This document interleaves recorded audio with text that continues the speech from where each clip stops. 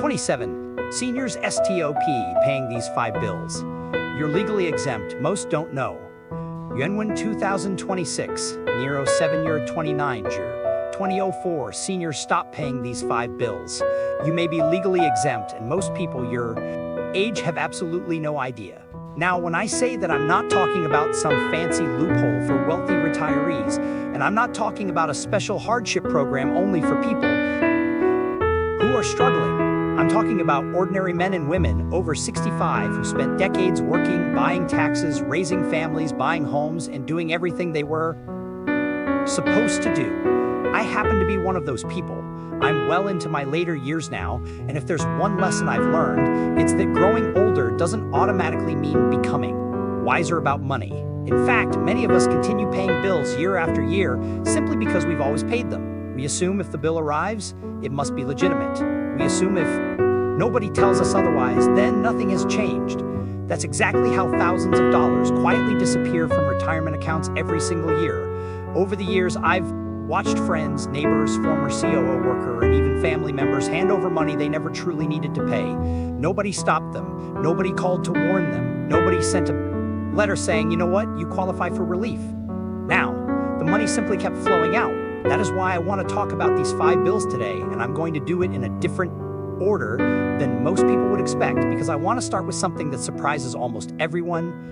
The first bill on my list is not a tax bill, not a government fee, and not something attached to your house. It's the money many retirees spend every year just to have somebody prepare a relatively simple tax return. Now, don't misunderstand me. There are situations where professional tax advice is worth every penny if you're dealing with a business sale, complicated investments, rental properties, trusts, estates, or unusual financial circumstances. Then paying a qualified professional can save you far more than it costs. But that's not what I'm talking about. I'm talking about the millions of retirees whose financial lives have become fairly straightforward. They receive Social Security, maybe they have a pension, maybe they take withdrawals from a retirement account. Maybe they receive a few investment statements each year. That's it. Yet every spring, they walk into a tax office and spend hundreds of dollars because they assume that's what responsible adults do. I used to think the same thing. Then I learned that there are programs specifically designed to help older Americans file their taxes at no cost. Some of these programs are staffed by trained volunteers who understand retirement income, Social Security benefits, pensions, and the issues seniors commonly face. Many older adults qualify without even realizing it. What surprises me most is how many retirees never bother to check. They assume free assistance must be low quality or intended only for the poorest households. That's simply not true. The older I get, the more I appreciate the difference between spending money because something is necessary and spending money because something has become a habit. Retirement forces us to look closely at that difference. Every dollar we keep is a dollar that can support our independence, our comfort, and our peace of mind. That's why I always tell fellow retirees to review every recurring expense and ask a simple question: is this truly necessary too, or am I paying it because I've always paid it? That brings me naturally to the second bill. The second bill is your Medicare premium situation, and this one catches a surprising number of people. I remember talking with a retired gentleman several years ago who assumed every deduction coming out of his Social Security check was automatically correct. He never questioned it. Most of us don't. We see government deductions and assume somebody somewhere has already done the math.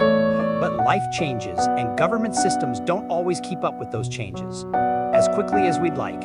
Many retirees worked long enough to qualify for premium-free Medicare Part A, yet confusion about work records and eligibility can sometimes leave people paying more attention to paperwork than they should. Even more interesting are the extra Medicare surcharges that affect some retirees. What many people don't realize is that these surcharges are often based on income from years earlier. A person might retire, see income drop dramatically, and still get charged based on numbers from a different stage of life. I've seen retirees simply accept those charges because they appear official. They assume nothing can be done. The reality is that retirement itself can sometimes justify a reassessment. The lesson isn't that everyone is overpaying. The lesson is that everyone should verify. Retirement is one of the biggest financial transitions a person will ever experience. Any system relying on old income information deserves a second look as we move on. I want you to notice a pattern developing. None of these savings opportunities arrive at your doorstep.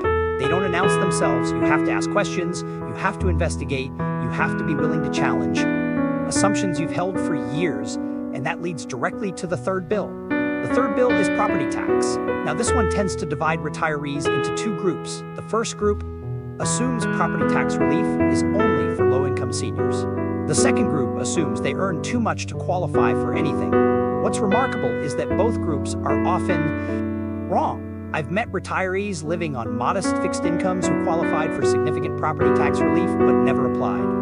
I've also met comfortable retirees who believed every exemption had an income limit, when in fact certain programs were based primarily on age. One thing I've learned after many years is that local rules matter enormously. Counties, cities, and states all have different programs. Some offer exemptions, some offer reductions, some provide tax freezes under certain circumstances, yet countless homeowners never investigate because they assume somebody would have informed them if they qualified. That assumption can become very expensive. Think about it. A person can live in the same home for decades. Property values rise, tax investments rise, bills rise, eventually retirement arises, but the habit of paying continues uninterrupted. Nobody pauses long enough to ask whether special rules now apply.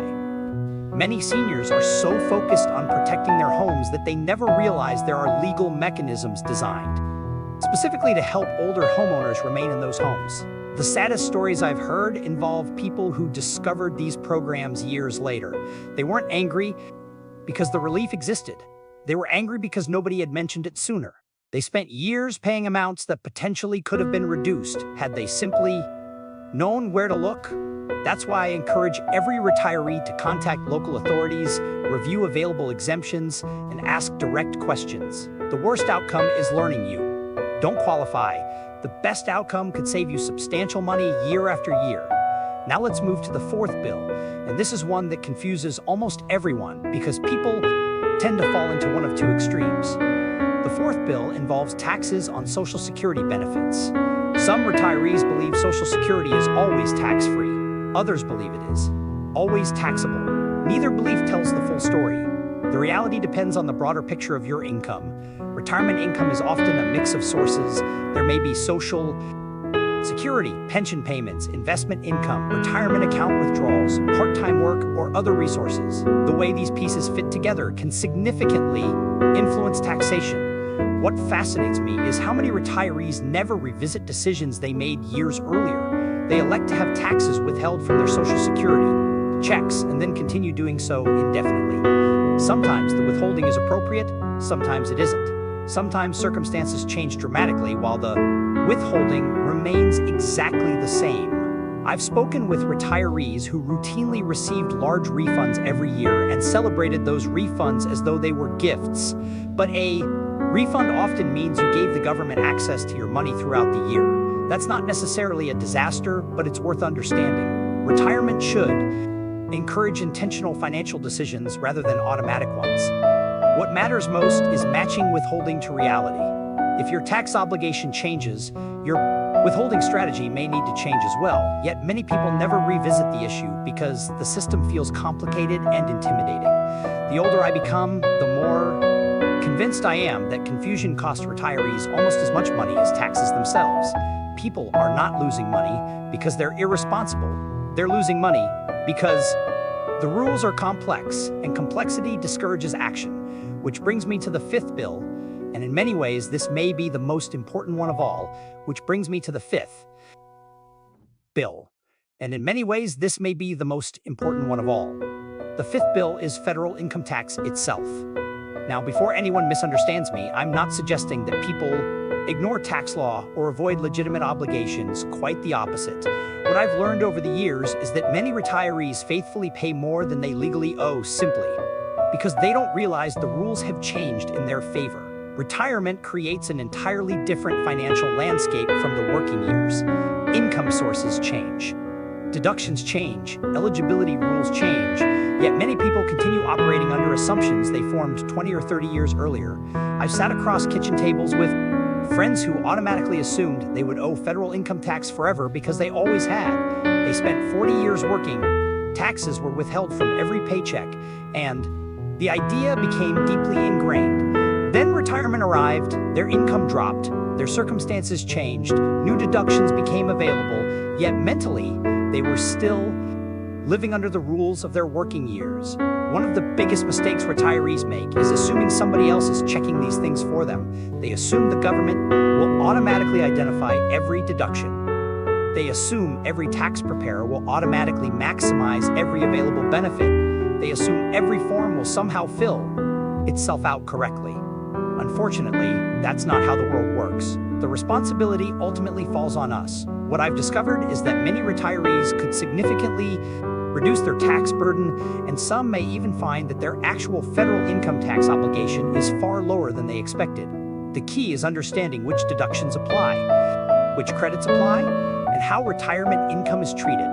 Under current law, that requires paying attention. It requires asking questions. Most importantly, it requires letting go of the assumption that what was true at age 45 must still be true at age 75. And that completes the 5 bills I wanted to discuss. But before finishing, I want to share 3 additional money-saving moves. These are a little different. They're not necessarily for every retiree. They tend to benefit people who have accumulated assets over time. Whether that's a valuable home investment accounts or retirement savings built over many decades, if you've spent years putting money away and watching it grow, these next 3 ideas may be worth even more than everything we've discussed so far. Let's move to bonus move number 1. Bonus move number 1 involves selling a home. I cannot tell you how many retirees I've met who were afraid to move because they feared a massive tax bill. They stayed in homes that were too large, too expensive to maintain, or simply no longer suited their needs, not because they wanted to stay, but because they were frightened by what they believed would happen if they sold. I understand that fear. Many of us bought our homes decades ago. Property values have risen dramatically in many parts of the country. When people look at the difference between what they paid and what their home is worth today, they start imagining enormous taxes. What often gets overlooked is that there are rules specifically designed to help homeowners. In many situations, a significant amount of gain from the sale of a primary residence can be excluded from taxation if certain requirements are met. Yet countless retirees never investigate those rules. They hear rumors from neighbors, they rely on outdated information. They convince themselves they can't afford to sell. I've known people who delayed major life decisions for years because of fears that ultimately proved unnecessary. Some wanted to move closer to grandchildren, others wanted a smaller property, others wanted less maintenance and lower expenses, but fear kept them frozen. One of the most valuable things a retiree can do is replace assumptions with facts before deciding that a move is financially impossible. Understand the actual rules. The difference between those two things can completely change your future. Now let's continue to bonus move number 2. Bonus move number 2 involves investment gains. This is one of those topics that sounds complicated at first, but the basic idea is surprisingly simple. Many retirees assume that every profitable investment sale automatically creates a large tax bill. They hear phrases like capital gains and immediately worst. What many don't realize is that tax rates on long-term investment gains can vary dramatically depending on overall taxable income. Retirement often creates unique opportunities because income may temporarily be lower than it was during working years. I've watched people spend decades accumulating investments, but never develop a strategy for withdrawing from them efficiently. They focus entirely on building wealth and very little on using wealth. Then retirement arrives and they continue operating without a plan. The years immediately after retirement can be especially important. Income patterns often shift. Certain opportunities may exist that weren't available during high-earning years, yet these opportunities don't help anyone who doesn't know they exist. The point here isn't to encourage reckless selling or complicated financial maneuvers. The point is awareness. Every major financial decision deserves consideration of its tax consequences. Too many retirees discover beneficial strategies years after the fact. By then, opportunities may have been missed. I've always believed that financial Knowledge becomes more valuable with age, not less valuable. When we're young, we have time to recover from mistakes. When we're older, every unnecessary dollar lost becomes more significant. That's why understanding how investment gains fit into your broader retirement picture can be so important. Now let's move to bonus move number 3, the final item on today's list. Bonus move number 3 involves charitable giving through retirement accounts. Many people watching today probably support churches, community organizations, charities, hospitals, educational institutions, or causes they care deeply about. Generosity has always been a part of retirement for many people. After spending decades building a life, many of us naturally want to give something back. What some retirees don't realize is that the method of giving can matter almost as much as the gift itself. As people grow older, retirement accounts often become an increasingly important part of their financial lives. At the same time, tax considerations become more important as well. Certain charitable giving strategies may allow donations to accomplish multiple goals at once. They can support causes you care about while potentially affecting taxable income in beneficial ways. What I appreciate about this approach is its efficiency. Instead of viewing taxes and charitable giving as completely separate subjects, it recognizes that financial decisions are interconnected. One choice can influence several different areas of retirement planning simultaneously. I've met retirees who donated faithfully for years without realizing there might be a more advantageous way to structure those gifts. Again, the issue wasn't irresponsibility. It wasn't lack of generosity. It was simply lack of information. And that's really the theme connecting everything we've talked about today, whether we're discussing tax preparation fees, Medicare premiums, property taxes, Social Security taxation, federal income taxes, home sales, investment gain, or charitable giving. The pattern is remarkably similar. The rules already exist. The opportunities already exist. The exemptions already exist. The savings already exist. The problem is that most people assume somebody else will tell them. They assume a government agency will call, assume a tax form will explain, they assume a notice will arrive in the mail, they assume a financial institution will point out every available advantage. Most of the time, none of that happens. The people who benefit most in retirement are often not the smartest people in the room. They're not necessarily the wealthiest, they're not financial experts, they're simply people who remain curious. They continue asking questions, they continue reviewing old assumptions, they refuse to believe that the way things worked 10 years ago must be the way things work today. I've reached an age where I've seen too many good people lose money unnecessarily, not because they made terrible mistakes, not because they were careless, not because they were irresponsible. They lost money because nobody told them a rule had changed, a benefit existed, and exemption applied, or an opportunity was available. That's why conversations like this matter. If you're watching today and you're over 65, I encourage you to review your own situation. If you're approaching retirement, start learning now rather than later. And if you have a parent, a friend, a neighbor, or a fellow church member who could benefit from this information, take a few minutes to share it with them. Sometimes a simple conversation can save someone hundreds or even thousands of dollars over the years. Retirement should be about enjoying the life you've worked so hard to build. It shouldn't be about paying bills you don't actually owe or missing opportunities you legally qualify to receive. I hope today's discussion gave you something useful to think about. I appreciate you spending this time with me. It means a great deal. Thank you for listening. Thank you for being here. And thank you for allowing an old man to share a few lessons he's learned along the way. Take good care of yourselves. Stay healthy. Stay informed. And I'll see you again very soon. Goodbye for now, my friends.